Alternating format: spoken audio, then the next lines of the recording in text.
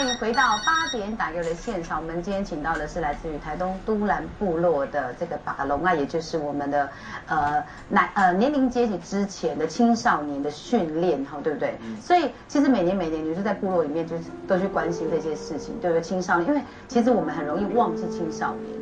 我们每次都觉得说，哎，年轻人啊，可是年轻人就觉得只要是20岁以上的年轻人，我们觉得比较关心。但是青少年这一环呢，其实很重要，对不对？他们在摸索，而且最重要的是说，我们常常发现很多的训练、很多的部落的活动啊，阿美族尤其很容易忘记女生，因为我们的训练很多，不管是不是祭典或是年龄阶级等等，都是在男生为主，对不对？可是你们部落也发现了女子组的部分，对不对？这些女孩子流失的反而比男生还快。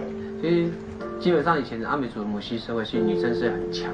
一定是，而且女孩子都要跟在妈妈身边，她就跟着妈妈一起做事，不断做事，一直到她结婚为止。对，然后就结婚是继承家产的，变成女孩子就是继承家里所有的事情。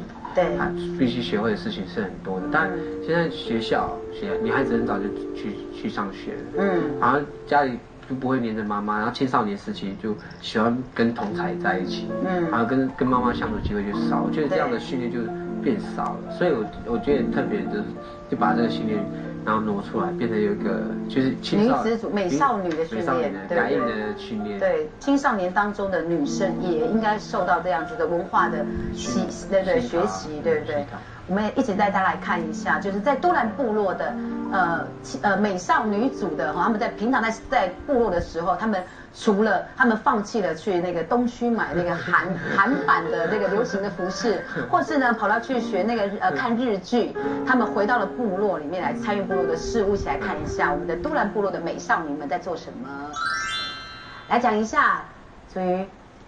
真的，我们的饭菜啊，我们的材料，我们的食材，哇塞，每一餐不会煮菜的也是要会煮菜的就对了哈。对啊，要煮菜，也要煮菜。我们会一组一组分，然后有一个大姐姐带我们，会有一个大姐姐，就像这样啊，有的是主厨啊，有的是主厨，后面那个是主厨，然后前面3个那个切菜的那个，就是有点助理这样。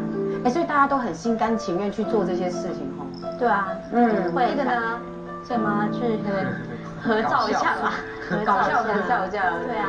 休息时间。这个造型是，就是有那个我们要去米兹 Q 的时候，大家都要戴一下斗笠啊。所以其实美少女要去米兹 Q 哦。要啊。哇塞，好 fashion 哦，这个工作。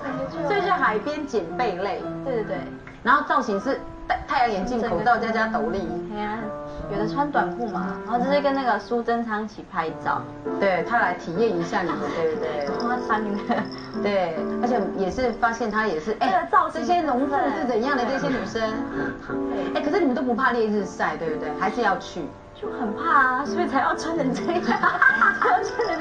因为很怕，但是还是要去一下，对不对？还是要去训练一下。感受一下，对，那这个是在学习。是我们在练舞的时候，对。我们要准备丰年祭那3天的表演，一定要练习。哇，好认真哦，认真。所以这个是统合部落的所有的青少年组，对不对？对，美少女组。那这个呢？这是报道，我们训练营报道，就是巴卡隆爱女子组的训练营的时候的报道。是报道。报道的时候，所以每年，其实从第1年到现在，其实已经有越来越多人参与了，对不对？对啊。来讲一下这个萨库人，你来讲一下，你自己觉得在参与自己部落的这个女生的训练，因为过去其实我们都很容易看到丰年祭都是看到男生，可是都兰部落很特别，女生也有加入。那你自己身为部落的美少女组，然后也参与巴卡隆爱的训练，你自己觉得最让你觉得很感动的地方是什么？就是感动哦，就是大家一起还蛮团结，然后又很合群，就是怎么说啊？像是有些人说很累啊，然后就是会懒惰在家里，然后迟到个几分钟，可是我觉得这样不好，因为有时候我说8点要到。就比男生晚一点，然后可是8点有时候我们都会睡过头，然后还要叫人家来叫我们起床，对啊，然后可是2009年比较特别啦，因为好像去年都没有什么去海边啊、捡植物啊什么之类，就是2009年比较特别，所以那时候我比较没有捡到，因为那时候好像被石头割到，就没有下海捡，那蛮后悔的。所以你还是觉得这个不管是不是守时的训练，然后团结力的训练，然后去参与每一个事情，你们都觉得这个每一个参与的项目都很重要，对你来说的影响，对不对？好，我们先来接一下口音哈，屏东排湾组的巴先生，巴先生跟达利玛就是两个互相PK 就对了。巴先生是通关北炮，你来给我甩责任，耶，很会甩责任。来，巴拉琳，来跟大家讲一下。你看到阿美族这样的训练，你有没有很开心？很开心啊。对，有没有？是不是？哈哈。怎么样？好。巴拉丽，你们就是原住民的青少年，你觉得我们要创造一种价值跟认同，对不对？对。对，你今天看到他们巴嘎隆啊来我们节目，你觉得有没有什么要分享？我觉得，因为之前认识蛮多原住民的啦，然后他们让我的感觉就是说，对自己文化不了解，那是一部分啊。那他们觉得说，好，我讲我们排湾族好了，他觉得他穿上那一套族服，他就是排湾族，其实他什么都不会。我觉得那只是一个空壳，那你要代表什么，他自己也不知道，他只觉得说我穿那个衣服我满足，我是排湾族这样子。所以呢，你希望觉得真实的认同应该从哪里做起？